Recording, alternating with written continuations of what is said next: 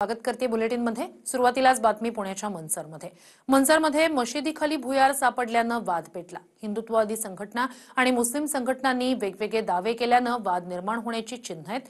आता या भुयाराची पाहणी पुरातत्व विभाग करणार आहे। पाहूया। मंचरमध्ये मशिदीखाली भुयार सापडलं, वाद पेटला। भुयाराखाली हिंदू वास्तू। मशीद 400 वर्षांपूर्वीची।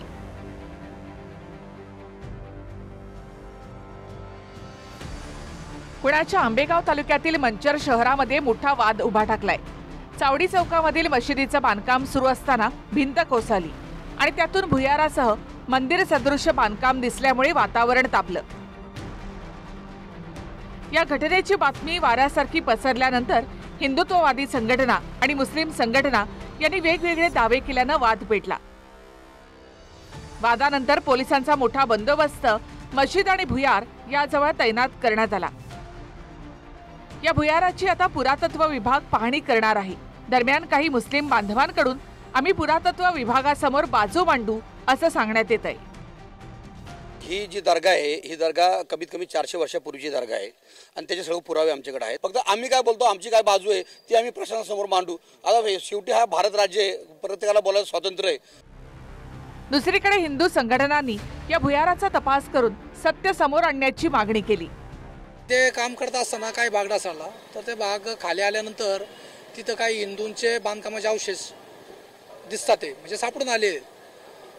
तर आमची कलेक्टर साहेबांकडे मागणी आहे आणि प्रशासनाकडे मागणी की त्या आर्किओलॉजीकडनं त्या सगळ्या गोष्टीची शहानिशा करावी। ते जर बोलत असेल 400 वर्षापूर्वीचं आहे, तर 400 वर्षापूर्वी काय होतं तिथं? त्याच्या खाली हिंदू स्थापत्य कलेचा नमुना कसा काय सापडतोय?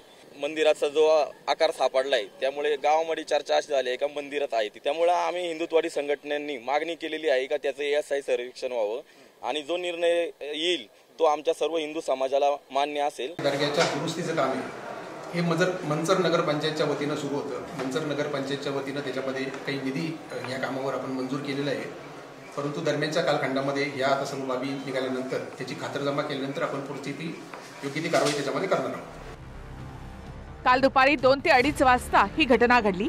कामगार भिंतीखाली काम करत असताना भिंत कोसळली। सुदैवानं कामगार बचावले, पण मशिदीचा मोठा दर्शनी भाग मात्र पडला। नगरपंचायतीनं या दुरुस्तीसाठी तब्बल 60 लाखांचा निधी मंजूर केला असल्याची माहिती मिळते, पण या कामाला अधिकृत परवानगी होती का हा प्रश्न देखील उपस्थित होतोय। ही मशीद 400 वर्षांपूर्वीची असल्याचा मुस्लिम बांधवांचा दावा आहे। मग 400 वर्षांपूर्वी 12 फूट उंच का बांधलं असा सवाल हिंदुत्ववादी संघटना करतायत। 1500 वर्षांपूर्वी कब्रस्तान बांधलं होतं असा हिंदुत्ववादी संघटनांचा दावा आहे। कब्रस्तान बांधलं, त्याच्या खाली संपूर्ण वास्तू हिंदूंची निघाल्याचा दावा आहे। 30 ते 40 फूट खोदल्यानंतर सत्य समोर येईल असा हिंदुत्ववादी संघटनांचा दावा आहे। पोलिसांनी या संपूर्ण भुयाराची पाहणी केली। कोणताही अनुचित प्रकार घडू नये यासाठी पोलीस प्रशासन सतर्क आहे।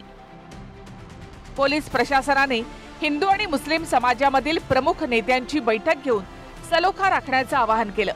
मुस्लिम समाजानं निर्णय मान्य करण्याची तयारी देखील दर्शवली, तर हिंदू संघटनांनी न्यायालयात जाऊन स्थगिती मागण्याची भूमिका घेतली।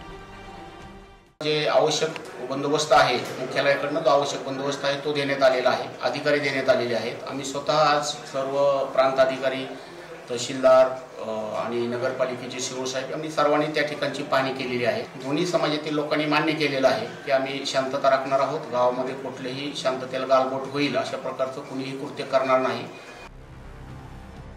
या घटनेनंतर संपूर्ण मंचर शहरामध्ये तणावाची स्थिती निर्माण झाली।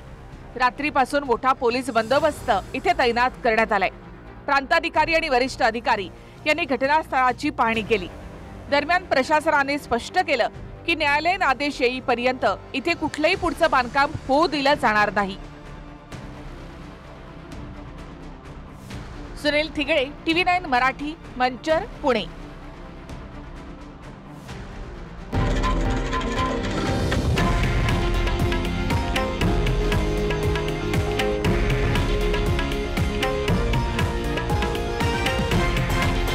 हे आहे देशातील नंबर 1 न्यूज नेटवर्क आणि आपण पाहत आहात TV9 मराठी, एकमेव